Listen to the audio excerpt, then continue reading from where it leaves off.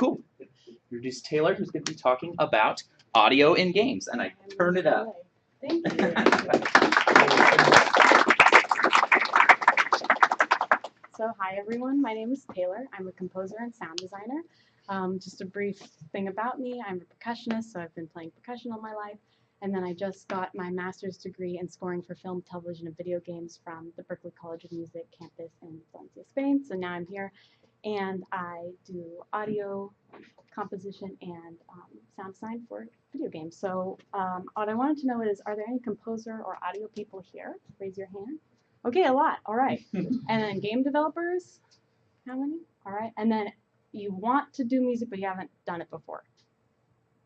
Just for you, buddy. Okay. All right. All right. So I'm just going to go over a brief overview, and then afterwards, if you guys have any questions, just let me know.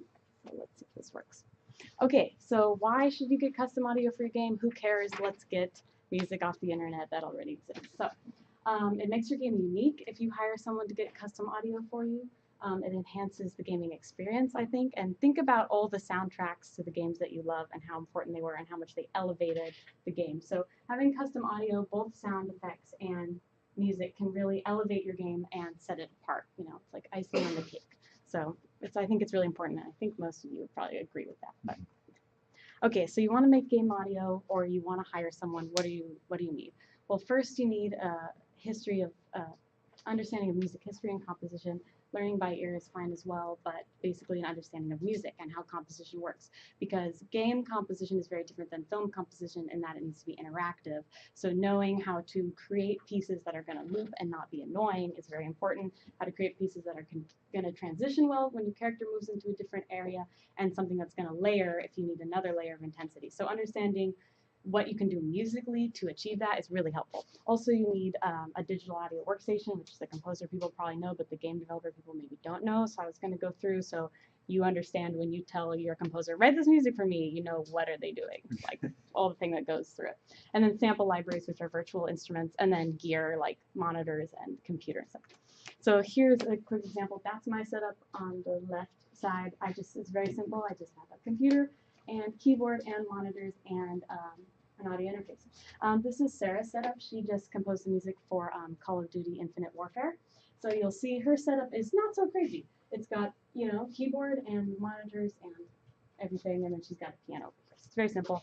And then just for funsies, there's Hans Zimmer's setup because it's ridiculous. So you can really just go crazy with game audio. You can, and music. You can go insane.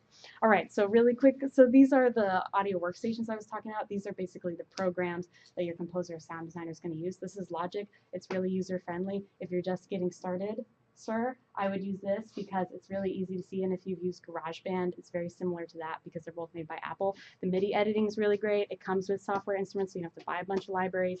The score editor is the best one of all the DAWs if you don't want to use Sibelius or Finale, which are notation software. And it's not very multi-timbral friendly, so basically if you're trying to route, like you have an instance of Contact and you're trying to route out different instruments, it's very tricky to do. I don't really like Logic, sorry guys. I'm sure most of you, it's the most popular. I'm sorry. Okay. All right, this is Cubase. Hans Zimmer uses it, so therefore it's cool. It's got multiple controller lanes, which basically if you have continuous controllers, which are like velocity, expression, modulation, you can see them separately, which is really nice because in most of them, I think Logic 2, you see them through each other and it's very messy. So this one separates it, which is really nice. And it is much more multi-timbral friendly, but it has this weird bug where if you set it up, it won't show you the stereo outs you have until you close your project and reopen it. So I don't know why they don't fix that. All right, this is Digital Performer. This is the one I use. It's the best one. Sorry. No, I mean, like it's very, very easy to use. What I like about it, especially for video game scoring, is that it has chunks. And so basically, if you're working in Logic or one of the other ones, you have to have a separate project for each cue you're working on, unless you want to have them like go in a row and change your tempo map.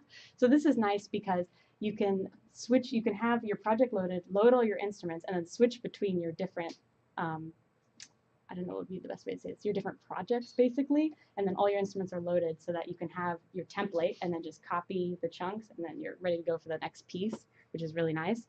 And it has a VRAC, that's how you put your instruments on there. I have a video of that later, but we might not get to it. And then finding sync points is amazing, which I also show in the video. It can basically calculate the tempo for your locked markers. So if you create markers at sync points, if you're going with the video, it can calculate, okay, this is when it's going to fall on a downbeat, and this is the best tempo for that. So cool. And then multi-timbral is easy to do. Routing is really easy in this too, but it's not very user-friendly. If you just open it, like you can't make a sound. It's not like Logic where you're like, okay, I will load this. So I would be careful with that one. And then Pro Tools, music people you probably know, but this is what you'd see if you work in a recording studio. It's basically the standard for recording, audio editing.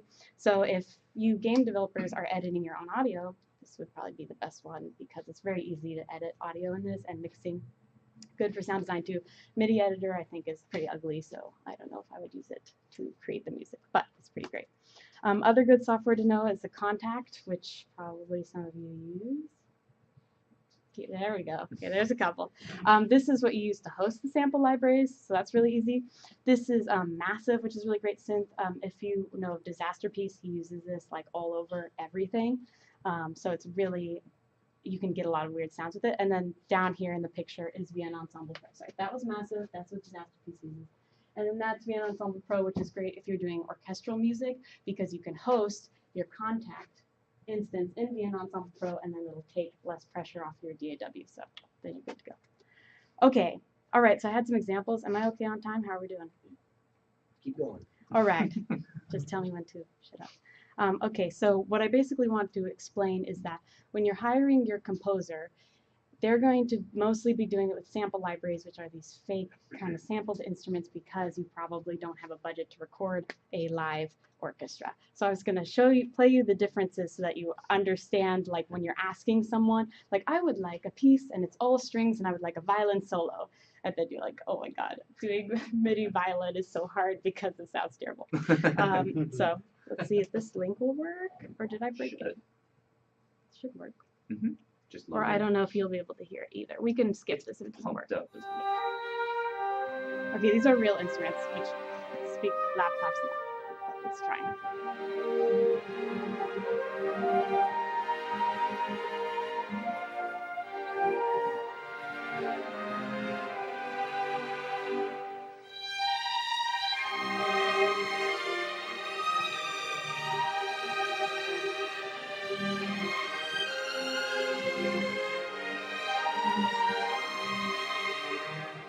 So that one I recorded at Air Studios in London with a real orchestra, so they're very good players, and then you can hear the strings have really nice inflection, you can do the melody really well, so that getting live players would be like your best option. But if you can't, then I have an example of this is what kind of working with the software instruments sound like. So these are strings, and it's more difficult to get inflection out of them. This one doesn't have kind of a running line like some other examples might be, but you can hear the difference, I think, if it works.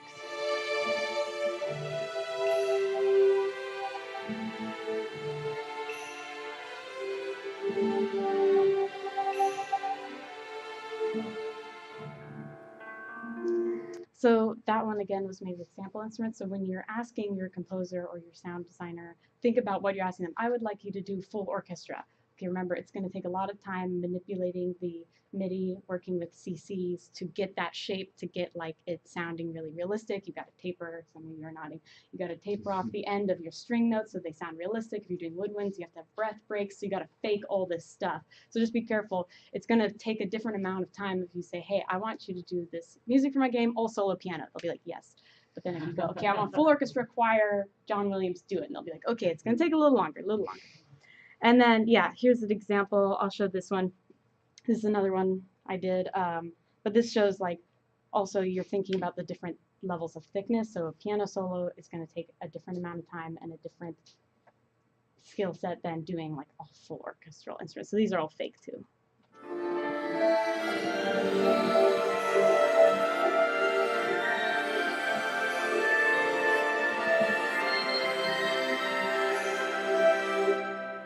Speakers are doing a good job.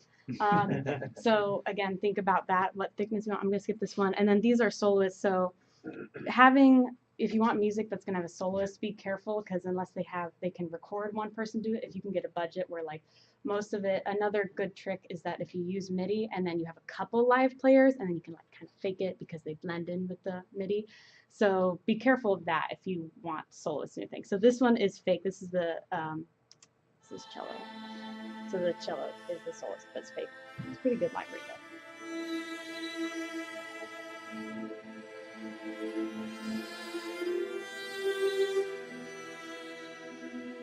Good speakers. I'll post this in the group later if you want.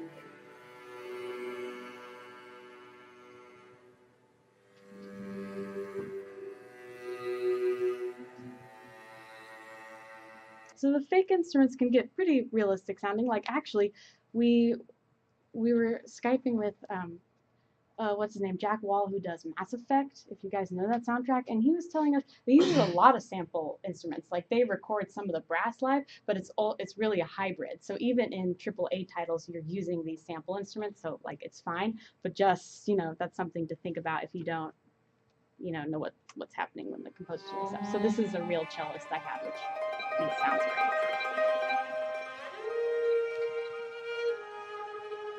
So I noticed the difference. They can get the slides because it's like little players.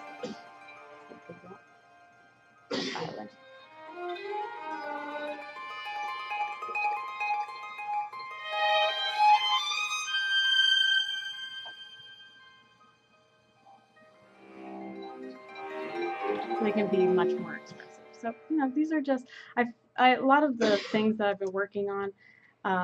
The developers don't really know what happens when they tell me to do stuff. So I just want to where do I go? I'm very much look lost. around a little bit. Here we go. Okay, There we go. here. Okay, so I'm just, I hope this is a little bit helpful. So again, the compositional structure, like I talked about earlier, you have to think about, because it's very different than working with film, so it has to be interactive, is how is the music going to change when your character goes here? Like these are things you should be thinking about as you're designing, just so you don't get to, I've gotten, oh, I don't know what to do here, just like do stuff, okay, but if you have like, okay, this is kind of how I want the music to act, this is what I want it to do when this character appears, something like that is super helpful, because then the composer or sound designer knows what their task is generally. So again, loops, which I have a video I think I might skip unless there's time at the end. And an easy way to do that, maybe music people already know, but instead of cutting the audio, because when you have a loop, you have a reverb trail at the end, like the echo, right? And so you can grab the tail and then move it to the front and then reprint it and then it'll be all good. You guys are nodding. But if you know it's going to be a loop ahead of time, if you copy and paste your MIDI from the beginning, and then print it, then your MIDI reverb will just be printed at the beginning. So that's much easier than audio editing. And then here's middleware, Wise, and Fmod, which maybe people know about, kind of.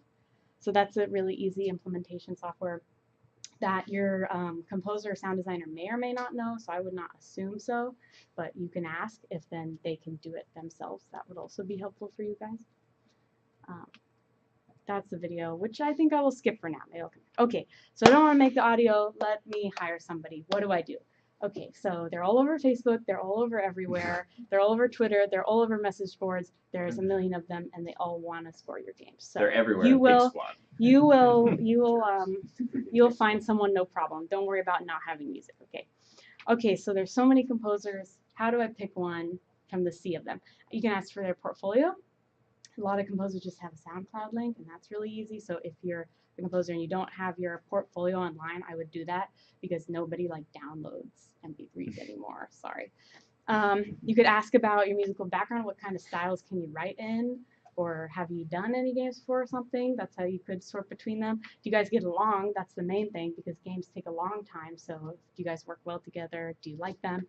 And then be clear with them, which is really great. When you're instructing your sound designer or your composer, you can either say, I don't know what I want, just like do you, girlfriend, and then they'll do it. Or you can say, okay, I really like this soundtrack, so can you do something close to this? So I find sending your person audio links, or I like the sound effect from this game, can you do something like that, is better than you explaining it, because usually, no offense, usually we can get the meaning just by listening. You're nodding. Okay. You're like, yeah. Usually you can get, right, you can get what they mean. Like they might say, oh, I want this like polyrhythm here thing, and you're listening, you're like, that's not what that is, but okay. So if you can send them audio, that's easiest, or just explain to them like, oh, this one movie, I like the music, could it be something like this? Then they can do it, so it's fine. And then also, all composers gossip. They all do. There's like a million message boards of composers. So if you get in a fight with your composer or say something or whatever, it ends up as a screenshot on these message boards. Okay, so I'm just letting you know. Be cool with your audio people because they will talk, oh my God, did you know what this developer said to me about this thing? Can you believe? I can't believe. So it's basically Gossip Girl. Yeah. So just be careful, you know. Should you pay your audio person? Yes. Yes, you should. 100% yes, you should. If you're a student working on a student project, okay. But if you're doing a game, you absolutely should. So free music is going to sound free. I'm sorry. Okay, just you know. So just be careful of that. And that also shows them that you value their role, that you care about what they're doing, that they're a part of the team. You know, instead of just asking them to spend all this time, like I showed you guys the programs, it takes a lot of time. You have to mix it, you have to produce it, you have to program it, you have to work with the MIDI, and then if you're doing a full orchestra thing, and you gotta do 10 minutes and someone wants you to do it for free, you know what I mean? So just think about that. And then I know indie game budgets are really tight, so there's a lot of options you could do. You could do profit sharing, like I'll give you 10% of what you make or something. You could do it per track, like, okay, I only want like 4 tracks from you, so we'll do it that way. You could do part of your Kickstarter, okay, we'll try to raise this much money and give you that. Or you could do it per hour. I was doing one that's per hour, and I just logged my hours, and then that was really easy. So you can tailor your budget so that you can budget for your audio person, basically. So yes, you should pay them. Yeah, I would do it. Yeah, so this is all the stuff that goes into it, making the sheet music if you're recording live instruments. Some Logic EQ right there. And then, yeah, so it's a lot of mixing, producing, and composing. So it's more than just kind of you write the piece. You have to, usually if you have a small budget, then the composer is also the producer and the mixer, and they're going to implement it or whatever. So just keep that in mind. Okay, so you're an audio person. How do you get a gig? You talk to the game developers, and then you're done. Basically, it should be more about like, what can you do for them, instead of like, I want to work on your game because I want credit, give me, you know. So it should be like, oh, you're working on this game, that sounds cool, like I can do that kind of music if you need help with it. So kind of more of like a helping thing, I feel like usually works better in my experience. And then they're all over Facebook and Twitter as well. Usually there's people, and like what I've been doing is, if you just see a cool game, just say, I really liked it because of XYZ. Do you need music? I think it would fit. Oh yeah, awesome, let's do it. So basically, just be really friendly and get ready to contact lots of people, lots of them, or not. It's okay. This is making sense. So yeah, again, like I said, it's really good to share what you want it to sound like. So sending them audio files, sending them or giving them examples of, I want my music to sound like this game. Sharing concept art with your audio team early is also really helpful, because usually audio is at the end of the chain, kind of. So then they have to do it really fast, which like most can do, then you kind of get used to it. But it would be nicer to bring them on earlier, and then they can have the opportunity to try stuff out like you are, or like the artist is. So then they have more time and flexibility, and then to really adapt to what your project needs. And then again, if you're in the audio team, just ask questions. What kind of music do you want? What is it supposed to sound like? What is this supposed to convey here? What is this character doing? You know, things like that. And so it's really collaborative art, as you guys all know. That's why you're doing it, because it's fun and it's awesome to work with people. So basically just being clear, just being empathetic, again, of what, in both ways, of what the other team has to do. Okay, I'm asking my audio team to do all these sound effects by tomorrow. I'm going to be a little bit nice about it, you know. Or, you know, the same thing. It's like, I want to write this piece my way because it would sound awesome, and you should more be like, okay, what is the best piece that would be for their game?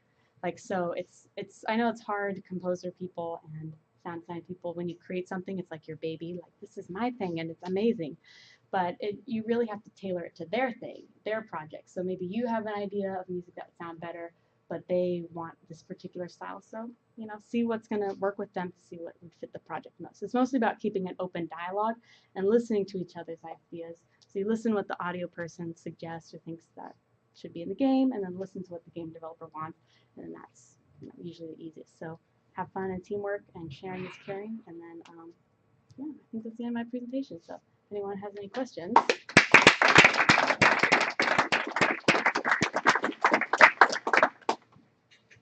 sir, in the Sure. whatever this So color is? as far as working with developers, what's one or two of the things that developers have done that you found to be the most useful or just super helpful, either from an implementation point of view, like helping you find the right fit with the game, or from like giving you examples point of view? What's really helpful is telling the audio person what you need, like as a list, or like, this is what I'm going to need. So it's not just like, here's a couple things I need. Oh, I need these more things. Wait, I need these more things. So like thinking through, okay, or it can be an estimate, like people are flexible, but like generally I'm going to need this much music. These tracks will go here. A list is really helpful. And then what's another good thing? Yeah, I think the musical examples are the most helpful. And being really clear and concise with your musical examples.